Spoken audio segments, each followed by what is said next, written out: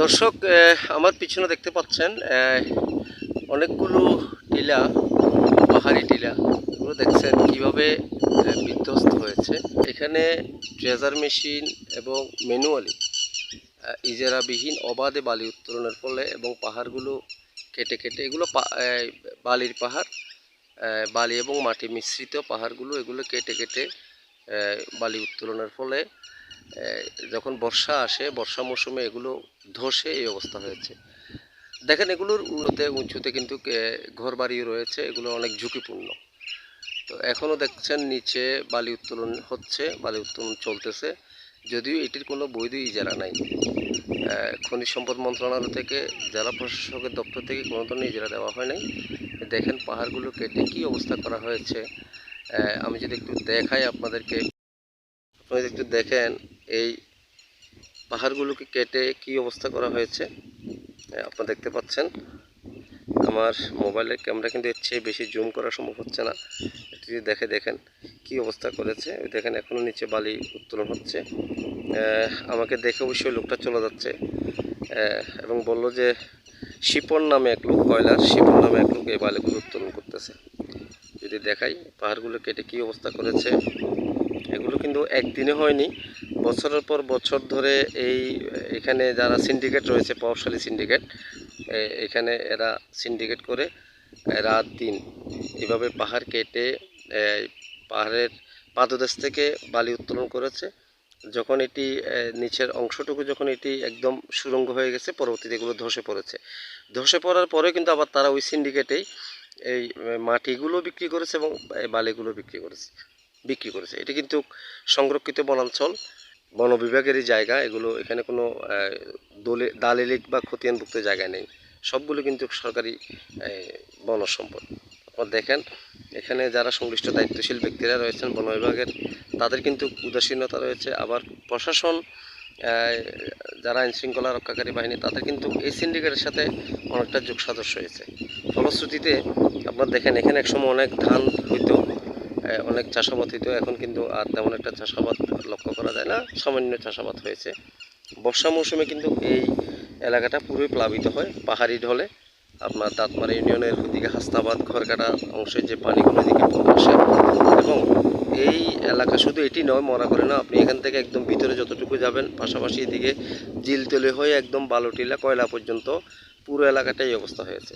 এই বিষয়টুকু কিন্তু প্রশাসনের নজরদারির অভাব রয়েছে, যার ফলশ্রুতিতে তারা দিনের পর দিন এই সমস্ত কর্মকাণ্ড করে যাচ্ছে। এখন কিন্তু আমার যতটুকু জানা তথ্য আছে আমার কাছে, বালির কোনো বৈধ ইজারা নেই, এটি কোনো ইজারা হয় নাই, তবু কিন্তু এরা বালি উত্তোলন অব্যাহত রেখেছে। প্রশাসনকে ম্যানেজ করে, বন বিভাগের কিছু কর্মকর্তা এবং প্রশাসনিক কিছু কর্মকর্তাকে ম্যানেজ করে এরা এগুলো দিনের পর দিন চালিয়ে যাচ্ছে। তো এই যে দেখেন পাহাড়ের উপর যে ঘরগুলো, এগুলো কিন্তু অনেক ঝুঁকিপূর্ণ। বর্ষা মৌসুমে যে কোনো সময় এখানে প্রাণহানির আশঙ্কা করতে পারে, পাহাড় ধসের ঘটনা করতে পারে, তবু কিন্তু তারা ঝুঁকি নিয়ে বসবাস করছে। এখানে এলাকাটি খুবই দুর্গম, এখানে আসা অনেক কষ্টসাধ্যকর। তবু আমি আমার মোটরসাইকেল অনেক দূরে রেখে হেঁটে হেঁটে এসেছি, প্রায় 1 কিলোমিটার হেঁটেছি আমি। এখানে একটু যদি দেখাই আপনাদেরকে, দেখেন এগুলো এটি হচ্ছে যে ফটিকছড়ি অংশ। এখানে যদি দেখেন, আপনাদেরকে একটু দেখাই, আপনারা এই যে একটি বাড়ি দেখতে পাচ্ছেন, এটি কিন্তু মাটির গুদাম। এটি হচ্ছে যে দেখেন এরা তার নিচের অংশ ভেঙে যাওয়ার কারণে, ধসে পড়ার কারণে তারা কিন্তু তাদের বাড়িতেও ভেঙে গেছে, তারা কিন্তু অন্যত্র চলে গেছে। পাশে আরও একটু বাড়ি আছে, এরকম আরও বেশ কয়েকটি বাড়ি রয়েছে। এই দেখেন আপনারা যদি একটু দেখাই, এগুলো ছোট ছোট দ্বীপের মতো হয়ে আছে, এখনও ছোট ছোট দ্বীপের মতো হয়ে এগুলো ভেঙে ধসে গেছে আর কি, ধসে পড়েছে এগুলো। আরও একটি বাড়ি যদি দেখেন, এটিও কিন্তু দেখছেন মাটির গুদাম, তার নিচের অংশ ধসে পড়ার কারণে তারা অন্যত্র চলে গেছে বাড়িঘর ছেড়ে। তো এই হচ্ছে এখানকার এই যে ফটিকছড়ি এবং মিরেশ্বরের সীমান্তবর্তী। এদিকে হচ্ছে যে এক পাশে হিঙ্গুলি, অপর পাশে হচ্ছে করহাট ইউনিয়নের জায়গা, এরিয়া, আবার হচ্ছে দাঁতমারা ইউনিয়নের এরিয়া ফটিকছড়ির অংশে। দেখেন কি অবস্থা এখানকার বিস্তীর্ণ এলাকা একেবারে।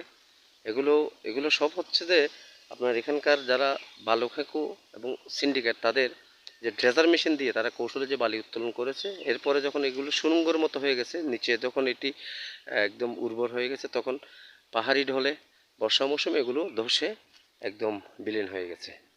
আরেকটি বিষয় যদি দেখাই আপনাদেরকে, এটি দেখেন, এটি হচ্ছে জিলতলি বাজার থেকে এক সময়ে এই সরু রাস্তাটি আপনার জিলতলি হয়ে মরা কয়লা ঘরকাটা হয়ে হাস্তামাদের সাথে সংযুক্ত হয়েছিল। একটি যদি আপনাদেরকে দেখাই দিকতে, এই রাস্তাটি সোজা চলে গেছে একদম হাস্তাবাদ হয়ে নারায়ণহাট দিয়ে বের হয়েছে। আপনি এই রাস্তা অনায়াসে যেতে পারবেন, কিন্তু এক সময় এটি গ্রামীণ জনপদের যে জনগোষ্ঠী এখানকার, তারা এই রাস্তা দিয়ে চলাচল করতেন পায়ে হেঁটে এবং বাইসাইকেলে। এখন যদিও আপনার যোগাযোগের ক্ষেত্রে অনেক উন্নতি হয়েছে, আপনি দেখেন এখানটায় এই বালি উত্তোলনের কারণে, যে ড্রেজার মেশিন দিয়ে বালির উত্তোলনের কারণে আপনারা দেখেন এটি ভেঙে এত বেশি প্রশস্ত হয়ে গেছে। এখানে যে আগে সরু একটি পোল ছিল, সেতু, সেটি ভেঙে গেছে। স্থানীয় জনগণ কিছুদিন এই যে তালগাছ, একটি ছোট তালগাছ দেখছেন, তালগাছের সাঁকু বানিয়ে চলাচল করেছিল। দেখেন এইটি এখন পড়ে আছে, কিন্তু পরবর্তীতে এটির ভাঙ্গন এত তীব্রতর হয়েছে, ব্যাপকতর হয়েছে, ফলশ্রুতিতে এটি আর ধরে রাখা সম্ভব হয়নি। আপনি উপরে দেখেন, এখানে একটি বসত বাড়ি ছিল, সেটিও কিন্তু এখন বিলীন হয়ে গেছে, তারা চলে গেছে অন্যত্র। পাশাপাশি জিলতলি যে বাজারটি দেখতে পাচ্ছেন, আপনারা একটু যদি দেখাই, এই যে জিলতলি বাজার, এটি কিন্তু অনেকটা সংকুচিত হয়ে গেছে। একসময় এখানকার স্থানীয় বাসিন্দাদের জন্য এটি ছিল অনেক বড় বাজার, অনেক ব্যবসা বাণিজ্য ছিল এখানে, কিন্তু এখন আর সেটি নেই, সেই জন্য আর নেই। এখানকার যে মানুষ বসবাস করছে, তারাও অনেক ঝুঁকি নিয়ে বসবাস করছে। আপনি দেখেন বাড়িগুলো এখানকার ভেঙে একদম পাহাড়ি ঢোলের সাথে ভেঙে এটি বিলীন হয়ে গেছে। হ্যাঁ, তো এই হচ্ছে এখানকার অবস্থা। আপনারা দেখছেন এখানকার যারা এই সিন্ডিকেটে যারা আছেন, বালি খেকু এবং মাটি খেকু, তারা দিনের পর দিন, শুধু এটি কিন্তু একদিনে হয়নি, এটি দিনের পর দিন এই এখানকার স্থানীয় প্রভাবশালী মহল অবাধে ড্রেজার মেশিন দিয়ে বালি উত্তোলনের ফলে আজকে এই দুরবস্থা। এখানে কিন্তু শুধু সরকার দলীয় নয়, এই বালি সিন্ডিকেট বা মাটি সিন্ডিকেটের সাথে কিন্তু সর্বদলীয় লোকজন জড়িত রয়েছে। যখন যে সরকার ক্ষমতায় আসে, তাদের ছত্রছায়ায় অন্যান্য দলের লোকজনও কিন্তু এই বালি মাটি সিন্ডিকেটের সাথে জড়িত হয়ে তারা এই সমস্ত লুটপাট চালায়। আপনারা দেখতে পাচ্ছেন, এটি কিন্তু একসময় সরু একটি খাল ছিল। যদি দেখাই আপনাদেরকে, একজন সিএনজি ড্রাইভার, তার সিএনজি কিন্তু এখানে পানিতে ওয়াশ করতেছেন। এই মাঝখানে যে অংশটুকু দেখছেন, এটি ছিল একসময় কয়লা ছড়া বা কয়লা খাল। এটি কিন্তু দিনের কালের আবর্তনে বা সময়ের আবর্তনে এটি কিন্তু ভেঙে এখন অনেক বিশাল আকৃতি ধারণ করেছে। আপনাদেরকে যদি দেখাই, দেখেন কি অবস্থা এখানকার। আর এটি এখন অনেকটা, এটা বড়, আমাদের যদি কর্ণফুলী নদীর সমানই ধরি চট্টগ্রামের, ভুল হবে না।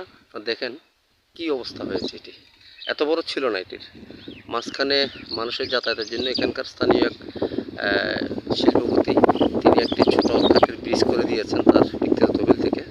আপনারা দেখেন কি অবস্থা এখানকার, ঘরবাড়িগুলো একদম ঝুঁকির মধ্যে রয়েছে।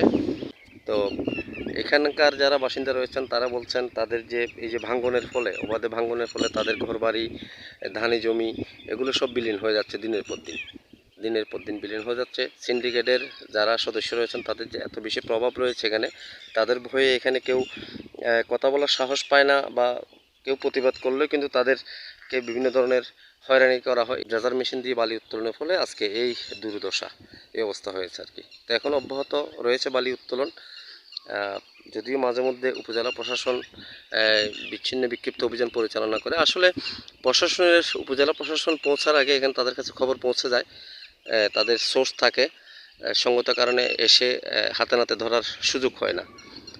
তবুও মাঝে মধ্যে ফটিকছড়ি উপজেলা প্রশাসন আমরা লক্ষ্য করেছি অভিযান পরিচালনা করেন। তারপরেও তাদের অগোচরে, তাদের চোখকে ফাঁকি দিয়ে এই সমস্ত কর্মকাণ্ড এই সিন্ডিকেটটি করে যাচ্ছে। স্থানীয় যারা বাসিন্দা রয়েছেন, তাদের দাবি হচ্ছে যে সিন্ডিকেট, যারা বালি খেকো এবং মাটি খেকো সিন্ডিকেট, তারা অতীব প্রভাবশালী। তাদের ভয়ে এখানে কেউ মুখ খুলতে পারে না, কেউ প্রতিবাদ করলে বিভিন্ন ধরনের হয়রানি করা হয়। তাদের দাবি হচ্ছে যে এই ধরনের অবাধে ইজারাবিহীন বালি উত্তোলন এবং পাহাড় কাটা যদি বন্ধ করা হয়, তাহলে পরে তাদের ভিটে বাড়ি রক্ষাসহ তাদের যে ফসলি জমি এবং চলাচলের যে রাস্তা রয়েছে, সেগুলো রক্ষা পাবে। আবু মুসা জীবন, গ্লোবাল বাংলা, ফটিকছড়ি, চট্টগ্রাম।